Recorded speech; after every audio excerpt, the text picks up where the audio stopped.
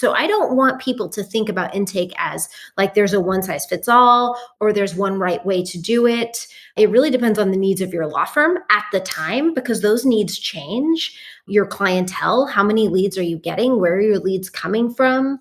So of course marketing affects intake, but what's your staffing look like? What's your call volume look like? All of these things are kind of necessary in order to make good decisions. So I guess the first thing you want to do is understand your law firm's needs in terms of how many clients do I need? Do I have more than I need? Do I have less than I need? Do I have enough calls? Do I need more calls? So just be very curious, answer questions, collect data, and then you can begin to experiment.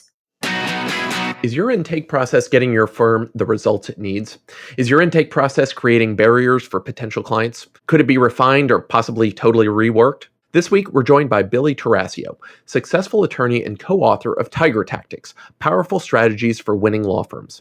Billie is a master of the intake process and will give us an insightful breakdown of her own process, how she makes it easier for her own clients, her employees, and herself as an owner. We also talk about working backwards from the total volume your firm needs to succeed to create and perfect your own intake process. We're going to cover a lot of ground, including running sales and specials on initial consultations, creating referral programs, optimizing your advertising spending, and even reframing your intake team as advocates. Make sure you stick around to the end to hear Billie challenge me on my own approach to intake. This interview has a lot of great actionable tips for you and your firm. Let's get to it.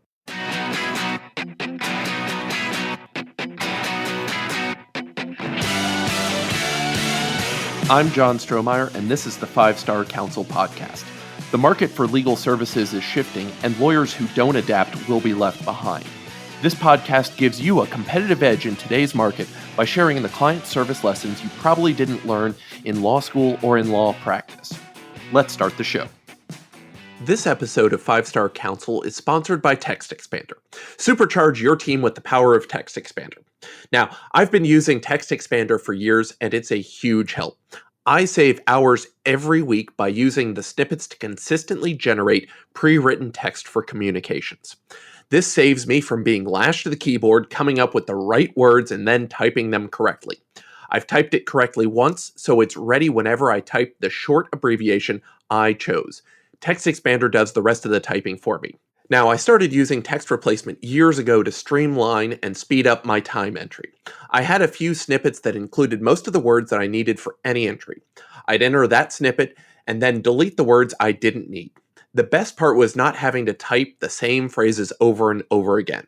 Telephone conference with, office conference with, preparation for same, and on and on and on. I'm sure you've got the same stock phrases that you can type blindfolded and don't care to ever think about again. Ultimately, it means you can do more with the same resources. Less repetition, fewer errors, and greater consistency. Text Expander is available on Mac, Windows, Chrome, iPhone, and iPad, so you can use your snippets across your programs and platforms. For example, I can respond to a LinkedIn message on my phone, iPad, or desktop with one Calendly link, and all I have to remember is my custom abbreviation. 5-Star counselors can get 20% off their first year by following the link in the show notes or heading to 5starcounsel.com/textexpander. Hey, Billie, thanks for joining me today. Hi, John. Great to be here. Good to see you. Oh my gosh. I mean, it has been a year and a half since I think I've seen probably half the guests who's been on the podcast at the last tech show. That's what it was. It was tech show where everybody saw everybody for the last time. And now we're looking forward to, I've got a number of people who are just looking forward to, we get to see each other again, hopefully in October for Max Law, which you're speaking at, which is great. Yeah, absolutely. I had forgotten about that, but you're right. Tech Show was like 2 weeks before the world shut down. And, here we are 16 months later, we're getting back into the swing of things. And I'm sure you've probably seen things are warming back up. Not just temperature wise, because we both live in unbearably hot climates, but business is starting to pick up again in ways that are new. I'm used to a summer slump, but that means we've got to focus on intake. And I thought, who better to help guide us on how do we make intake better and easier for employees, clients, and owners then you, Billie Tarascio. So Billie, with that wind up, where do we go on intake? That's such a broad question. And intake is a popular conversation. And the reason that it's popular is not just because it's shiny and new, it's because it makes a massive difference in your bottom line. It's probably one of the easiest, fastest things that you can tweak in your law firm and see direct and immediate results. So that's the good news. Well, then what's the bad news? So we can at least get that out of the way. What's the bad news? Well, there's a million different tweaks you can make. So I've been experimenting with intake almost, constantly for the last 3 to 5 years, because you can always change something and you can always try something different. And the needs of your business are going to change over time. And that means you can change intake to meet those needs. So I don't want people to think about intake as like there's a one size fits all or there's one right way to do it. It really depends on the needs of your law firm at the time, because those needs change. Your clientele, how many leads are you getting? Where are your leads coming from? So of course, marketing affects intake, but what's your staffing look like? What's your call volume look like? All of these things are kind of necessary in order to make good decisions. So I guess the first thing you want to do is understand your law firm's needs in terms of how many clients do I need? Do I have more than I need? Do I have less than I need? Do I have enough calls? Do I need more calls? So just be very curious, answer questions, collect data, and then you can begin to experiment. That I like that, because what you were really getting at is how many does the firm need to get in the door? And we're starting from that. We're looking at what is the result, and we can back up from there to start figuring out what our process needs to look like. Not, I have 2 people doing intake right now. How do I make sure that they're doing full-time intake? Or I only have 1 person and he's overwhelmed. How do I get him to not be overwhelmed? Right.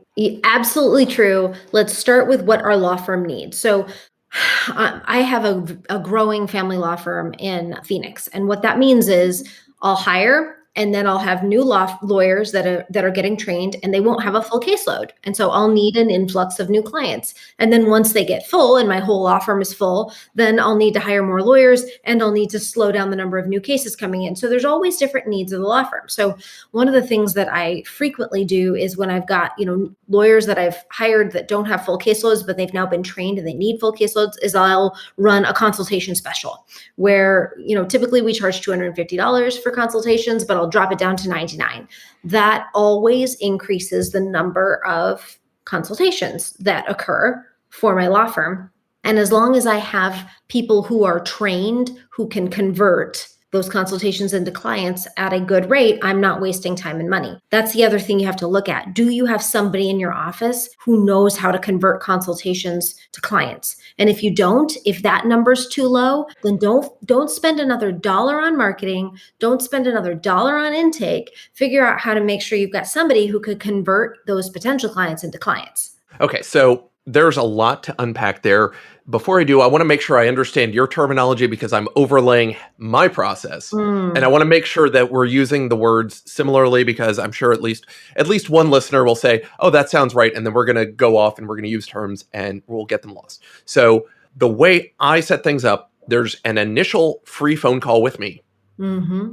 Where people, look, the sound of my voice may run you off. You may not like, any of a dozen things that may run somebody off. And the nature of my practice is that I'm pretty involved, and I'm talking about your personal planning issues, similar to what you're doing. And I've found clients don't want to sign up for a planner who they have not actually talked to. Mm-hmm.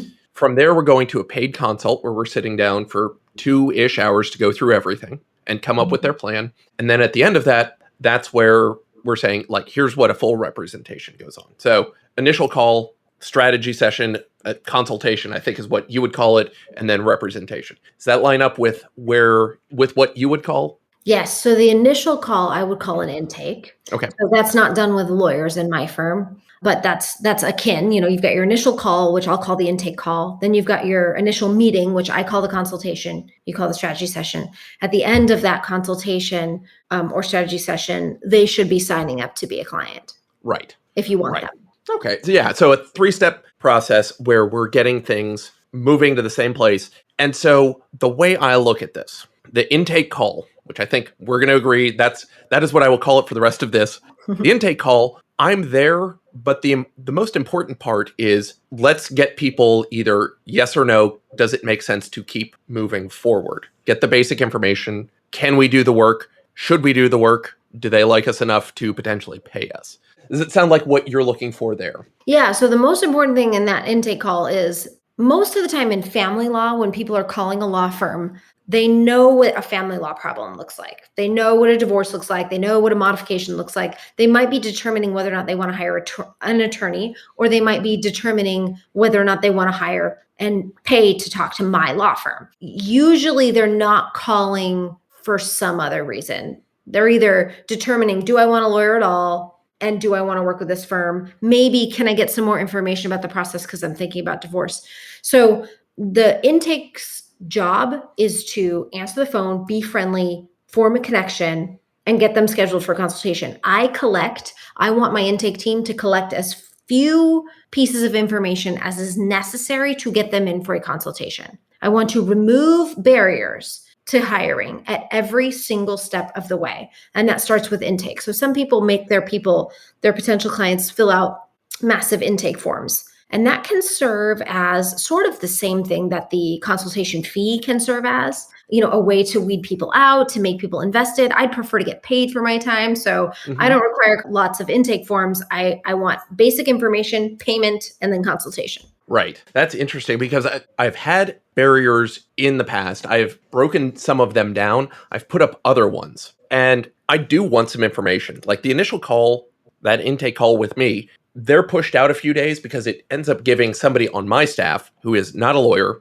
time to call them, reach out and say, hey, we saw this. We're just reaching out. Like 15 minutes before we started recording, a new web chat came in. I was able to take a look at it, say, this person makes sense, forward it on to somebody in my staff and say, give her a call.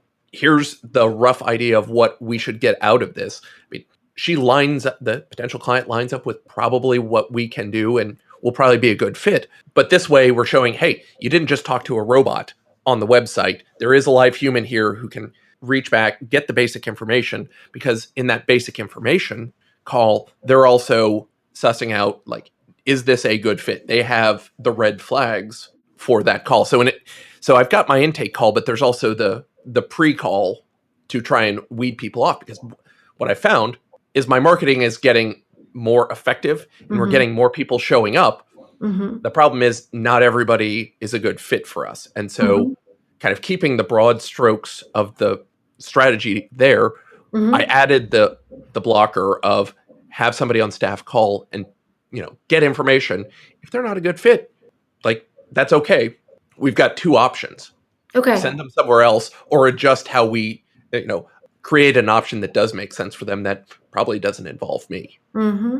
So, John, I want to push back on your process. Go for it. So the chat comes in, your staff reaches out, they collect information, and then they schedule a free call with you. The call has already been scheduled with me. Through the website? Through the website. Okay, so the website says schedule a free 15-minute consultation with John. They schedule through an online scheduling, and then your people reach out. Yes. Is that the only way that your potential clients come in? No. What if they just call you? If they just call the main line that is given out, then the people who answer the phones will schedule them. Same process happens there. If they email, we send them back, reply with, here's text expander with Calendly link so that we're starting to get that information. Again, scheduling, and we're waiting until they've taken the step of scheduling something to reach out, and then we're being proactive to go get the information from them. Okay. I think you've put a lot of barriers in place for people to sign up to meet with you. And I think you are probably wasting your time with your free 15-minute call. Because if you've got people, so if you've got people vetting your potential clients already, like they're doing that screening work, why aren't people paying to meet with you? Also, why are you making people figure out how to schedule on their own? Like your clients are estate planning clients, right?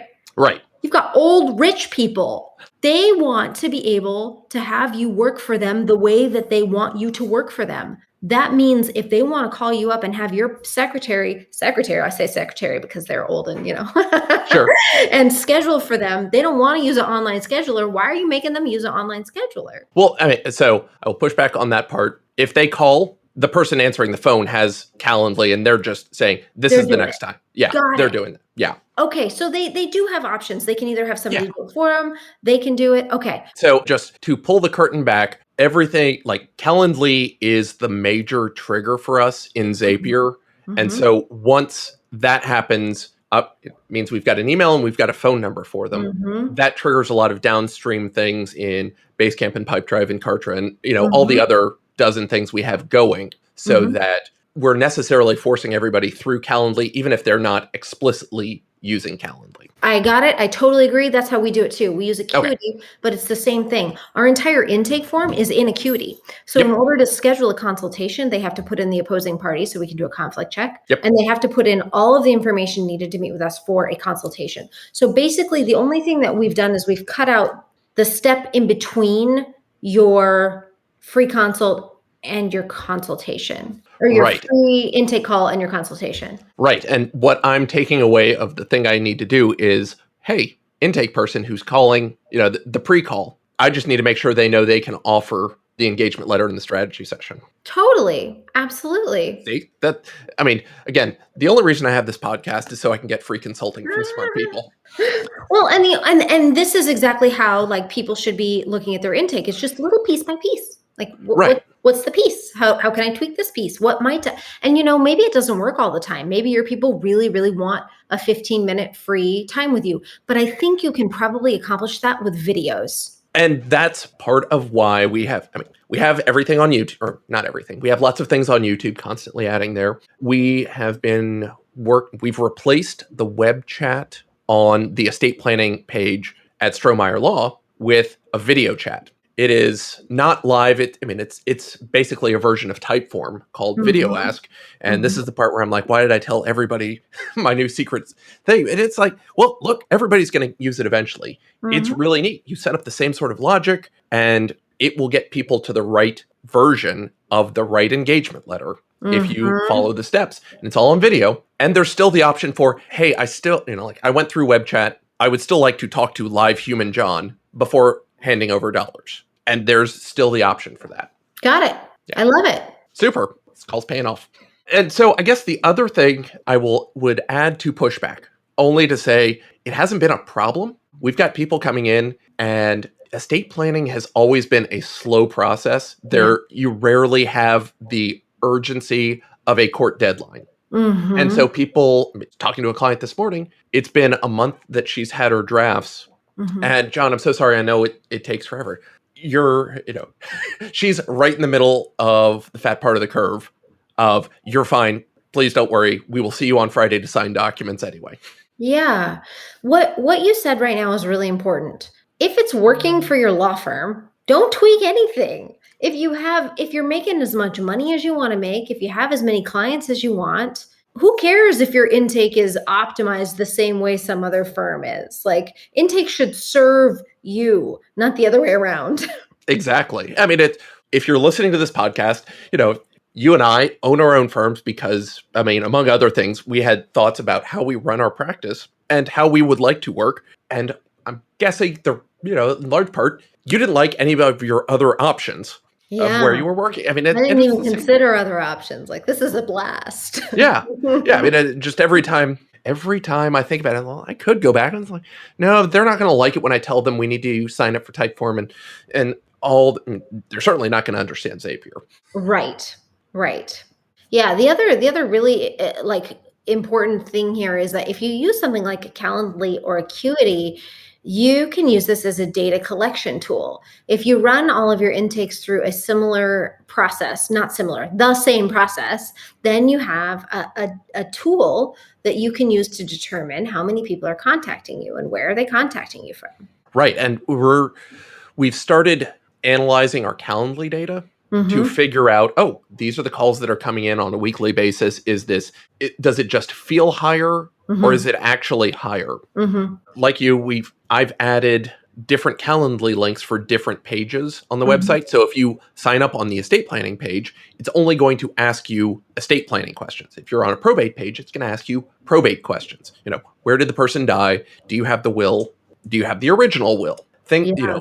Certain radio button yes, no, or this applies, this doesn't apply questions. Mhm. Again, optimize for getting them through. We can get the bigger pieces, kind of the fine grained detail that may change what we do later, Mhm. but get them in so that we can start talking to them. Yeah, the other thing that I would really encourage people to do is to backtrack, with the clients that hire you. And this feels like a huge job, but just start with who hired you and then find out how they got to your firm. You are probably wasting money on advertising. I tell you that because I am wasting money on advertising and I have been wasting money on advertising forever, forever. And there are certain things that you do that are getting you business and you're probably not spending enough time or money on those things and you're probably throwing away money on other things and the best way to figure that out is by starting with who hired me. Right. Yeah. I mean, I know from looking at our Google Analytics, it's well over 80% of our web traffic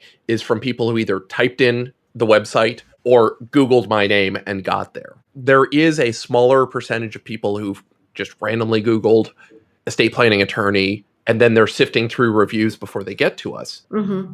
But yeah, we don't spend anything on advertising because most of it's coming from referrals. And so we are optimizing and always kind of building out how do we take better care of our referral sources. Yeah.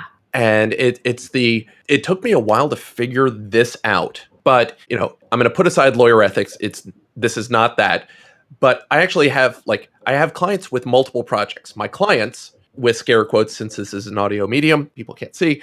My clients are the financial advisors, family attorneys, CPAs, and I do multiple projects for each of those folks, the Smith family and the Jones family. Legal ethics wise, I know that's not the right thing. We're not treating it that way. But, if I take better care of those referral sources and they're the kind of continuing client, it doesn't mean I don't take care of the actual clients, but those referral sources are where most of the business comes from. I mean, Right. beyond leaving lion share, like probably 85% plus without having looked at the last month's numbers.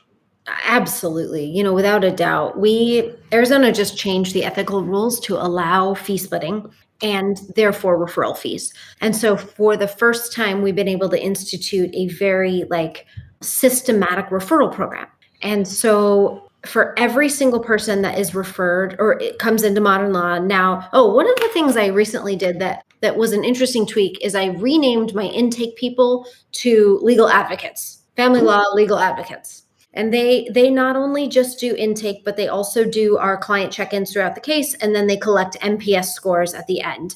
So calling them a family law advocate really made sense, from beginning to end. At the beginning, it's, you really want to tell your story to an advocate.